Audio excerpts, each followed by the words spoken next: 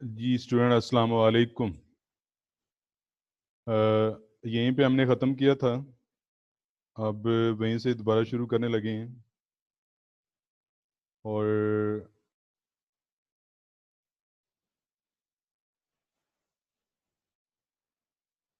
Mathematical expectation ये हम discuss कर रहे थे। तो स्टूडेंट जो मोमेंट अबाउट ओरिजिन है वो था एक्सपेक्टेड वैल्यू एक्स की पावर आर, और यहाँ पे एक्स की पावर आर आ जाएगा और यहाँ पे एक्स की पावर आर आ जाएगा। अब मोमेंट अबाउट मीन में क्या होता है, एक्स में से मीन माइनस करते हैं, एक्स में से मीन माइनस करते हैं। असल इसको जो मोमेंट अबाउट ओरिजिन कहते हैं, ये expected value of X minus zero की पावर आर होता है इनफैक्ट। तो क्योंकि X minus zero mean X ही होता है, तो इसी वजह से इसको हम एक्सपेक्टेड वैल्यू ऑफ एक्स लिखते हैं। एक होता है एक्सपेक्टेड मोमेंट अबाउट मीन, तो यहाँ पे स्टूडेंट हम मीन माइनस करते हैं, म्यू मीन की नोटेशन है कि पावर आर। तो यहाँ म्यू म्यू माइनस करते हैं, म्यू मीन मीन, म्यू किसके बराबर है, मीन के बराबर। तो ये इसको कहते हैं मोमेंट अबाउट मीन। अच्छा स्टूडेंट, एक मोमेंट अबाउट अज्यूम्ड वैल्यू भी होता है, मोमेंट अबाउट अज्यूम्ड वैल्यू। उसमें क्या होता है, उसमें हम यहाँ पे कोई वैल्यू रखते हैं, फर्जी वैल्यू रखते हैं। मैं ये रख लेता हूँ, वो मीन नहीं होता, अज्यूम्ड मीन होता है, उसको फर्जी मीन कहते हैं, अज्यूम्ड मीन, फर्जी मीन। तो इसको कहते हैं मोमेंट्स अबाउट अज्यूम्ड वैल्यू। ये तो हो गया ना moments about origin, moments about mean. जो थर्ड वन है मोमेंट्स अबाउट अज्यूम्ड वैल्यू, तो वो यहाँ पे मैंने लिखा हुआ नहीं है, वैसे आपको बता दिया है। अगर आप जीरो एक्स में से माइनस करेंगे तो that is moment about origin, A minus करेंगे मोमेंट अबाउट अज्यूम, और अगर यहाँ पे मीन माइनस करेंगे तो वो मोमेंट्स अबाउट मीन आपके पास हो जाएगा। और उसी तरह ही यहाँ पे एक्स माइनस म्यू की पावर आर, इसका m1 always equal to zero होता है, ये आपने याद रखना है। और m2 यहाँ पे जब r की जगह 2 आ जाएगा, m3 के लिए r की जगह 3 आ जाएगा, m4 के लिए r की जगह 4 आ जाएगा। ठीक है, मोमेंट अबाउट मीन। अच्छा, मोमेंट अबाउट मीन पे आपने याद रखना है कि इसके ऊपर कोई प्राइम वगैरह नहीं होता, लेकिन जो मोमेंट अबाउट ऑरिजिन है या मोमेंट अबाउट अज्यूम, उसके ऊपर प्राइम होता है। ये नोटेशन है, ये नोटेशन है मोमेंट अबाउट ओरिजिन की। ये जो सारी नोटेशन है मोमेंट अबाउट ओरिजिन। और मोमेंट अबाउट अज्यूम्ड वैल्यू की भी यही notation, m1 prime, m2 prime, m3 prime, m4 prime. लेकिन मोमेंट अबाउट मीन में क्या होता है, मोमेंट अबाउट मीन में स्टूडेंट प्राइम नहीं आता, m1 आता है, m2 आता है, m3 आता है, m4 आता है। ये तो फोर होते हैं मोमेंट अबाउट मीन या मोमेंट अबाउट ऑरिजिन। तो अभी देखते हैं नेक्स्ट। अब ये क्वेश्चन आ गया है कि आपने मीन और वेरियंस फाइंड करने हैं फ्रॉम प्रोबेबिलिटी डिस्ट्रीब्यूशन। तो स्टूडेंट आपको ये प्रोबेबिलिटी डिस्ट्रीब्यूशन दी गई है, अभी आपने पहले फाइंड भी की हुई है ये प्रोबेबिलिटी डिस्ट्रीब्यूशन, इसमें एक्स और एफ ऑफ एक्स। तो यहाँ पे वो ये भी कह सकता है कि पहले आप प्रोबेबिलिटी डिस्ट्रीब्यूशन फाइंड करें, उसके बाद मीन वेरियंस मालूम करें। तो ये उसने प्रोबेबिलिटी फंक्शन दी हुई है, उससे आपने मीन वेरियंस मालूम करने हैं। तो देखते हैं स्टूडेंट इसका सोल्यूशन क्या होगा। एक्स एफ ऑफ एक्स, यही टेबल, इसके बाद आपने एक्स और एफ एक्स को मल्टीप्लाई करने हैं। ये देखें, एक्स और एफ ऑफ एक्स को मल्टीप्लाई करना है। नेक्स्ट क्या करना है, एक्स को दोबारा एफ ऑफ एक्स से मल्टीप्लाई करना है, तो ये आ जाएगा। ठीक हो गया। अब इसका फॉर्मूला क्या है, ये इसका फार्मूला है। तो ये फॉर्मूला बता रहा है कि हमने मल्टीप्लाई करने हैं एक्स को एफ ऑफ एक्स से और उसका टोटल कर लेना है। तो यही हमने काम किया हुआ है यहाँ पे। एक्स को एफ ऑफ एक्स से मल्टीप्लाई किया, उसके बाद टोटल किया, तो ये 12/8 या 3/2। नेक्स्ट आपने एक्सपेक्टेड बाय एक्स स्केयर निकालना है। यहाँ पे स्केयर होगा तो यहाँ पे स्केयर आ जाएगा, ये फॉर्म बन गई, और ये आपके पास आ गया 3।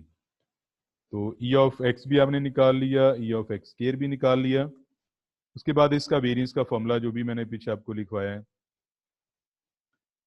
Expected value of x square minus expected value of x whole square. तो ये वेरिएंस आपके पास क्या आ गया, 3/4। ये वेरिएंस निकला है। अगर आप स्टैंडर्ड डेविएशन निकालना चाहते हैं तो आपने क्या करना है, 3/4 का पॉजिटिव अंडर रूट,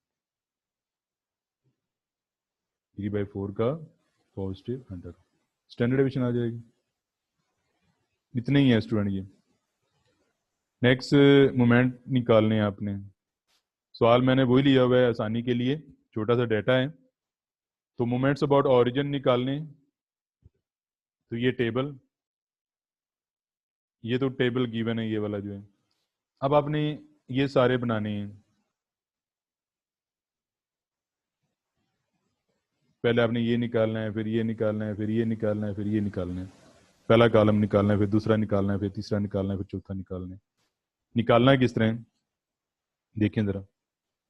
आपने एक्स और एफ एक्स को मल्टीप्लाई करने हैं, उसके बाद टोटल कर लें।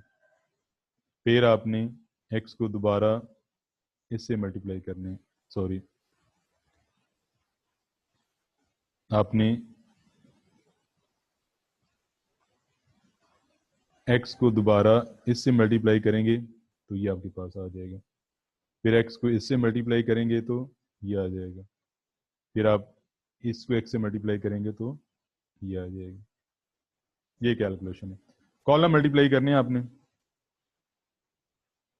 उसके बाद इनका टोटल कर लेना है, और टोटल करने के बाद ये आपके पास m1 प्राइम आ जाएगा, एक्सपेक्टेड वैल्यू ऑफ एक्स, पहला ये। फिर m2 प्राइम, इसका टोटल। फिर m3 प्राइम, इसका टोटल। फिर m4 प्राइम, इसका total. m1 prime, m2 prime, m3 prime, m4 prime. तो ये हमारे पास मोमेंट अबाउट ऑरिजिन निकल आएंगे। ठीक हो गई। उसके बाद स्टूडेंट नेक्स्ट क्वेश्चन है on next continuous variable, random variable आ जाते हैं, कंटिन्यूस रैंडम वेरिएबल। लेकिन इधर जाने से पहले मैं यहीं पे आपको अगर बताऊं कि मोमेंट अबाउट मीन इसका किस तरह निकालते हैं। मोमेंट अबाउट ओरिजिन तो आपने निकाल लिया ना, अगर इधर आपने मोमेंट अबाउट मीन निकालना हो तो वो किस तरह निकालेंगे, शायद नेक्स्ट किसी स्लाइड में हो, लेकिन चलो आपको मैं अभी इधर ही बता देता हूँ कि मोमेंट अबाउट मीन किस तरह निकालते हैं। तो स्टूडेंट उसके दो तरीके हैं। एक तो ये है कि आप m1 तो 0 के बराबर हो गया, अंडरस्टूड है। जो m2 होता है ये बराबर होता है m2 prime minus m1 prime का स्केयर। तो ये मोमेंट अबाउट मीन निकल जाएगा।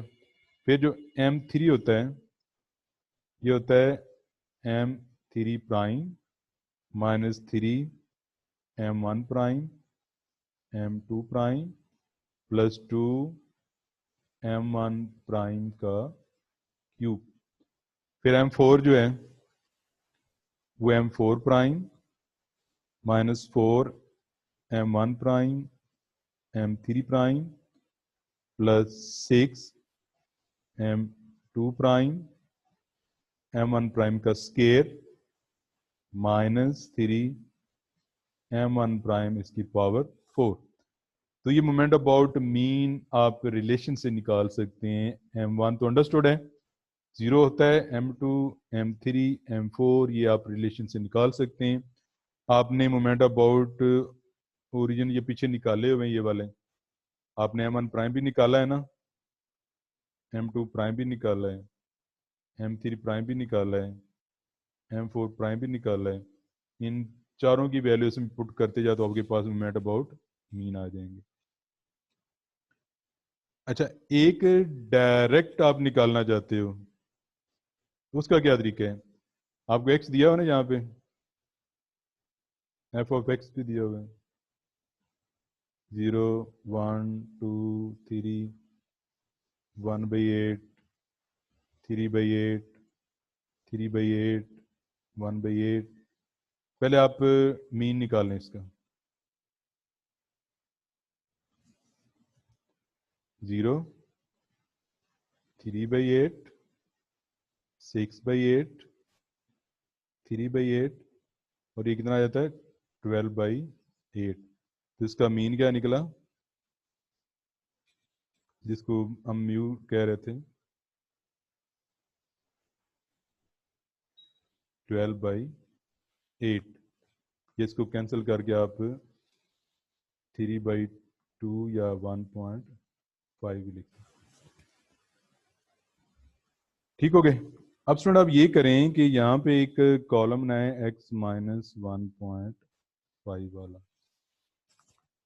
ये x की वैल्यू है ना, ये म्यू की वैल्यू है। तो x की हर वैल्यू में से आपने 1.5 को माइनस करने हैं। जिस तरह ये -1.5 आ जाएगा और ये -0.5 आ जाएगा। ठीक है, ये 0.5 आ जाएगा, इस तरह ये 1.5 आ जाएगा। तो आपने कैलकुलेटर पे कर लेना बता। अब इसको आप मल्टीप्लाई करेंगे x-1.5 को f ऑफ x से। ये पहला स्टेप होगा। आप यहाँ पे 1.5 की बजाय म्यू भी लिख सकते हो, जिस तरह पीछे लिखा हुआ था expected value of x is equal to mu की पावर r। अंडरस्टूड है? तो आप यहाँ पे म्यू भी लिख सकते हो, x माइनस म्यू। अब आपने ये एक वाला स्टेप किया है, x-1.5 को f ऑफ x से मल्टीप्लाई किया है। अगली दफा मल्टीप्लाई करो तो यहाँ पे स्केयर हो जाएगा। 12 मल्टीप्लाई करो, अगला कॉलम यहाँ पे क्यूब हो जाएगा। नेक्स्ट मल्टीप्लाई करो, यहाँ पे पावर क्या हो जाएगी 4 हो जाएगी। तो ये आप जरा आगे जगह तंग है, आपने इसको देख लेना है कि नेक्स्ट जो कॉलम बनेगा x-1.5 का स्केयर एफ ऑफ एक्स, फिर नेक्स्ट जो बनेगा x-1.5 का क्यूब एफ ऑफ एक्स, और जो नेक्स्ट बनेगा x-1.5 की power 4 into F of x.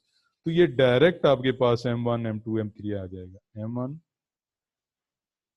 m2 m3 m4 ये डायरेक्ट आपके पास आ जाएंगे। ये हो गया मोमेंट अबाउट मीन। हमने रिलेशन से भी निकाल लिया, डायरेक्ट भी आपको मैंने तरीका बता दिया। अच्छा जी, उसके बाद आते हैं continuous random variable. A random variable x is defined to be continuous if it can assume every possible value in a interval AB। वही बात आ गई, डिस्क्रीट में 1 के बाद 2 आता है, 2 के बाद 3 आता है, लेकिन कंटिन्यूस केस में 1 और 2 के दरमियान ये जो इंटरवल है, इसके दरमियान लातादाद वैल्यूज आती हैं जिसको हम काउंट ही नहीं कर सकते। तो इसलिए वो कहता है कि it can assume every possible value in interval where a may be infinite to minus infinite, यानी कि minus infinite to plus infinite।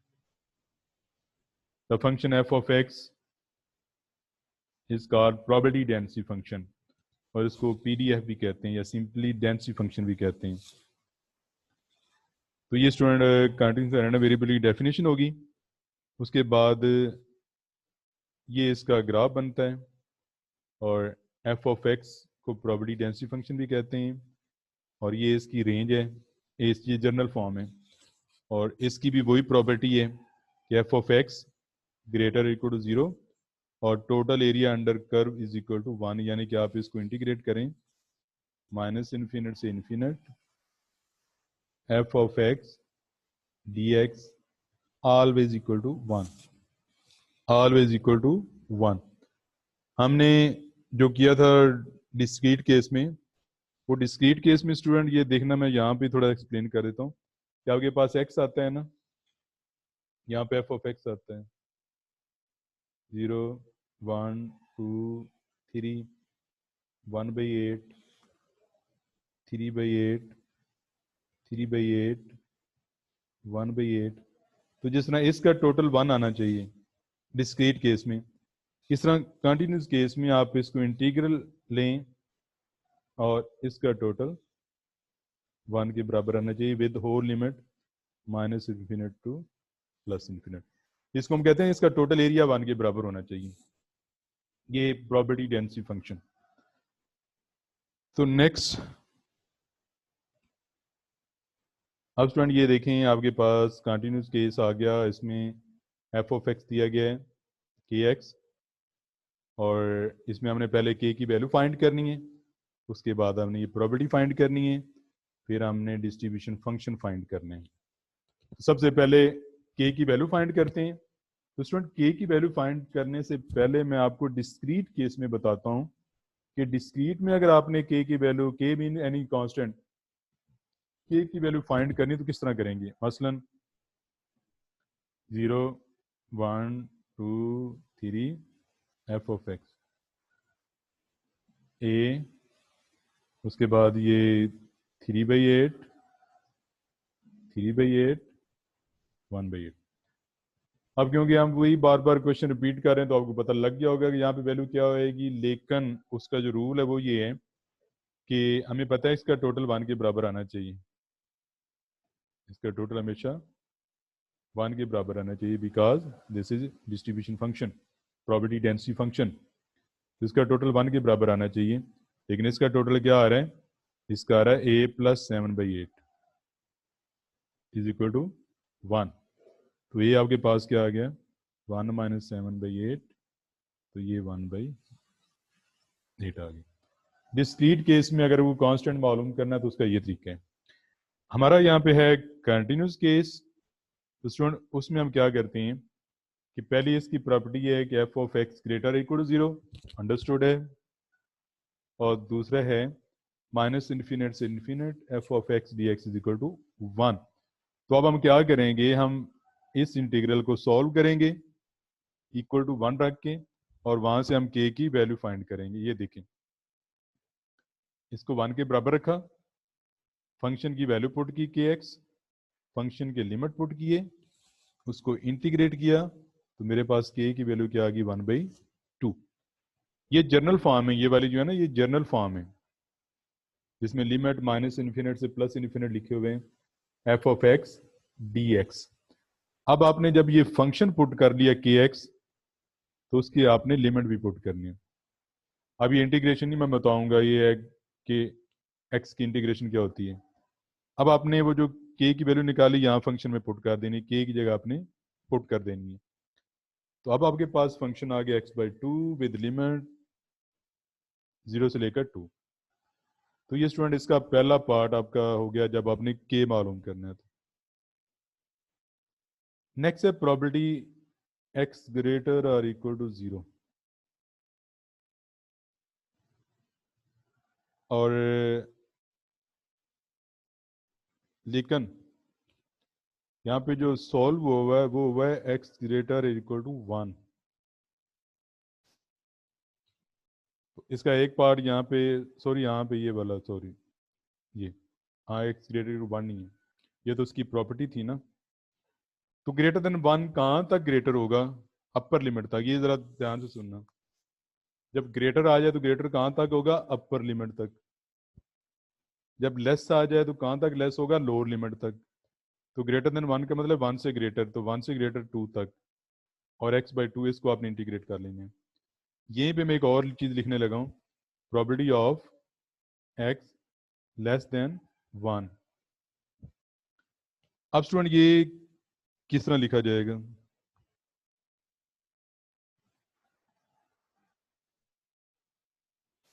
Greater तो मैंने आपको करा दिया,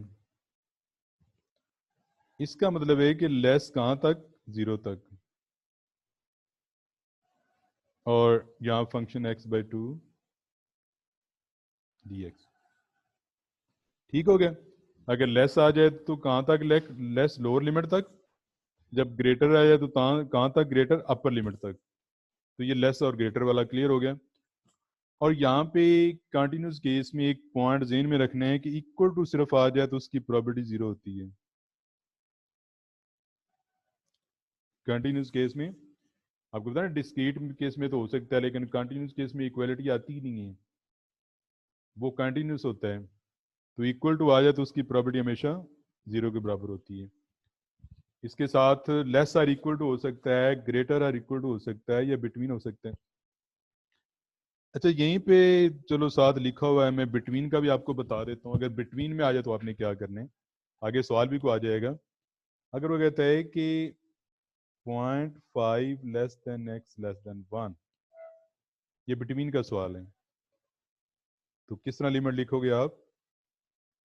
0.5 से लेकर 1 तक x/2 dx, ये बिटवीन है। तो अब यहाँ पे स्टूडेंट आपका ग्रेटर भी क्लियर हो गया, लेस भी क्लियर हो गया, ये मैंने बिटवीन भी आपको बता दिया। ये आप इसकी प्रॉपर्टी मालूम कर सकते हैं। और एक बात याद रखना कि जब आप इंटीग्रेट करेंगे इन लिमिट के ऊपर, ये वाले लिमिट यूज करके इंटीग्रेट करेंगे तो इसका जवाब हमेशा 1 आना चाहिए। ये देखो, इसका मतलब विद होल लिमिट, यही वजह है कि हमने पहले 1 रख के इसको सॉल्व किया है। हमें पता है कि इस पे इसका एरिया किसके बराबर होता है, 1 के बराबर होता है। चलो अभी इसको आगे अब चलते हैं। अब आगे है डिस्ट्रीब्यूशन फंक्शन। तो डिस्ट्रीब्यूशन फंक्शन क्या था?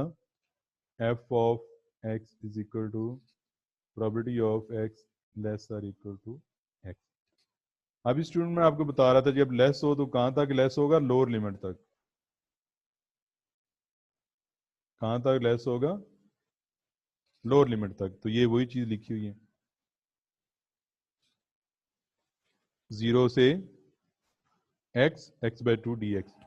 इसको इंटीग्रेट किया, उसके बाद उसमें लिमिट पुट किया, तो मेरे पास इसका फंक्शन क्या आ गया? x²/4। ये मेरे पास डिस्ट्रीब्यूशन फंक्शन आ गया x²/4। तो अगर आपने कंटिन्यूस केस में डिस्ट्रीब्यूशन फंक्शन निकालना हो तो ये वाला फार्मूला है, 0 से x एफ ऑफ एक्स। ये स्टूडेंट जीरो मीन इसका है, सॉरी यहाँ पे मैंने जीरो लिख दिया। ये अगर मैं इसको जनरल फॉर्म में यहाँ पे लिखूं तो मैं यहाँ पे लिखूंगा माइनस इन्फिनिट। जब ये फंक्शन की वैल्यू पुट करेंगे तो फिर आपने उसका लोअर लिमिट लिखना है, जिस तरह यहाँ पे है माइनस इन्फिनिट से x F of x d x. जब आप यहाँ पे, अभी चलो मैं पुट करता हूँ, यहाँ पे आप पुट करते हो 0 से एक्स, अब आप यहाँ पे x/2 पुट करोगे, फिर इसको इंटीग्रेट करोगे। जब ये फंक्शन पुट करते हो फिर फंक्शन की लिमिट आप यहाँ पे पुट कीजिएगा, वो आपके पास 0 आ रहे हैं। तो ये डिस्ट्रीब्यूशन फंक्शन निकालने का तरीका होगा स्टूडेंट।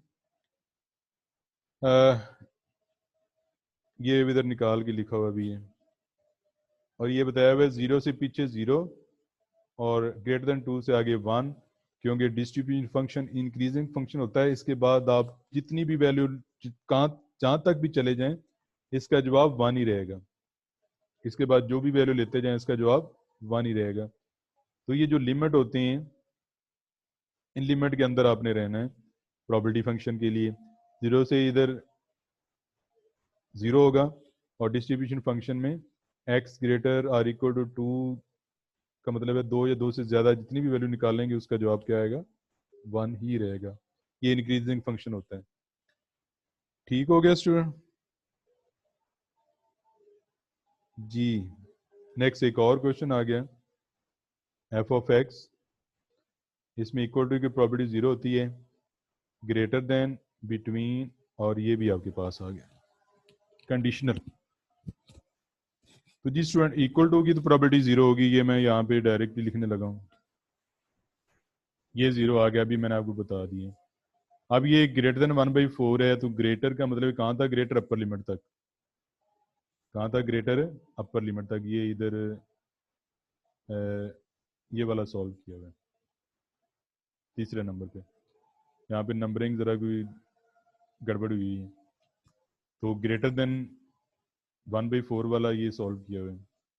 फिर less or equal to 1/2, less or equal to 1/2, less or equal to 1/2 यहाँ पे गिवन ही नहीं है, लेकिन वो लेस वाला भी सवाल अलग किया हुआ है, ये दरमियान में कुछ चेंज करना पड़ा। तो लेस का आपको आता है, लेस कहाँ तक है? 0 तक है। तो ये लेस देन 1/2 है, ये ग्रेटर 1/4 है। ग्रेटर 1/4 ये दिया हुआ है, लेकिन लेस नहीं दिया हुआ। लेस भी मैंने निकाल दिया, ग्रेटर भी मैंने निकाल दिया, बिटवीन भी आपके पास आ गया जी 1/4 से लेकर 1/2 तक। अब स्टूडेंट जो आपको मैंने यहाँ पे समझाना है वो है ये वाला पार्ट, ये अगर आप गौर करें तो ये आपके पास कंडीशनल प्रोबेबिलिटी है A given B, probability of A intersection B over probability of B, ये गिवन की फॉर्म में दिया हुआ है। तो इसको हम गिवन की फॉर्म में किस तरह लिखते हैं, ऊपर दोनों का जॉइंट और नीचे गिवन की प्रोबेबिलिटी, ऊपर दोनों का जॉइंट और नीचे गिवन की प्रोबेबिलिटी।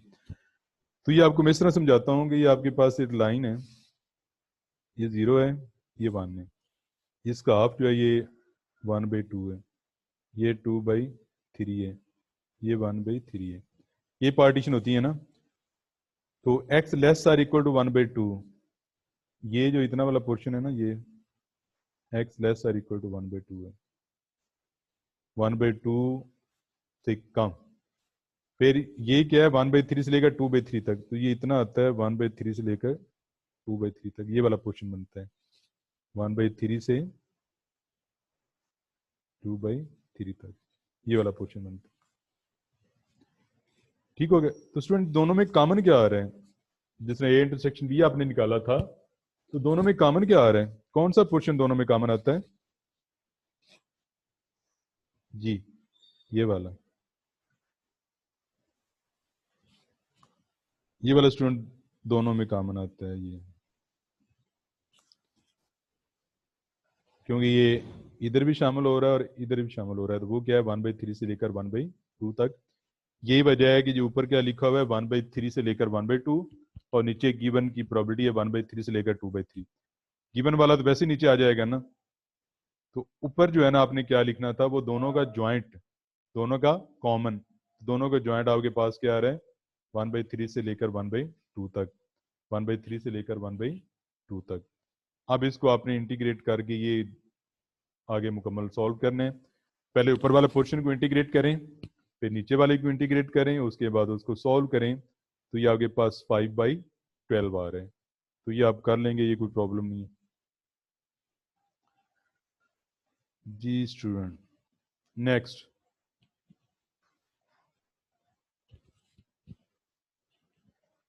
नेक्स्ट डिस्ट्रीब्यूशन फंक्शन दिया हुआ है।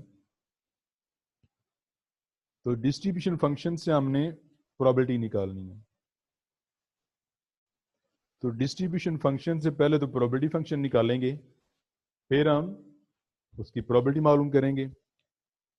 अभी पीछे मैंने आपको बताया कि डिस्ट्रीब्यूशन फंक्शन से, सॉरी प्रोबेबिलिटी फंक्शन से डिस्ट्रीब्यूशन फंक्शन किस तरह निकालते हैं, ये था फार्मूला।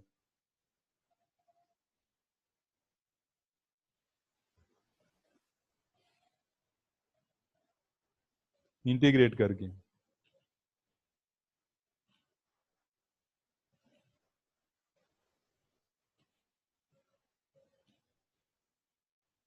इंटीग्रेट करके, ये तो भी हमने किया है। तो अब डिस्ट्रीब्यूशन फंक्शन से प्रोबेबिलिटी फंक्शन किस तरह निकालेंगे, f of x is equal to derivative लेके,